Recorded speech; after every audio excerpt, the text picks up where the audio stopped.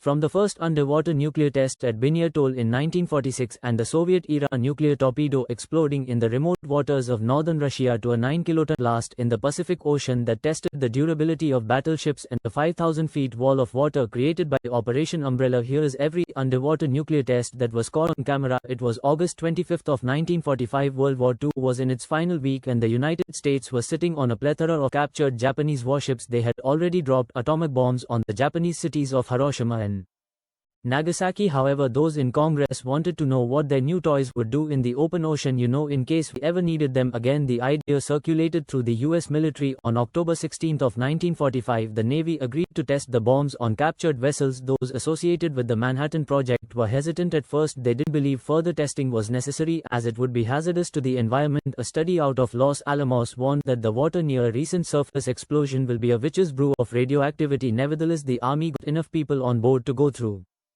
with the testing. Now they just had to find the right spot. Enter the lagoon of Binyar Atoll in the Marshall Islands. It had everything our testers were looking for. It was an area controlled by the United States. Its inhabitants could be easily evacuated and it was 3,000 mi away from the nearest city. There was also an air base within 1,000 mi, so B-29s could fly in, drop the bomb and fly out. On July 1 of 1946, a fleet of 95 target ships took position in the lagoon. The testers also placed animals on the ships to study the effects of radiation. As you can imagine, animal rights groups weren't too pleased.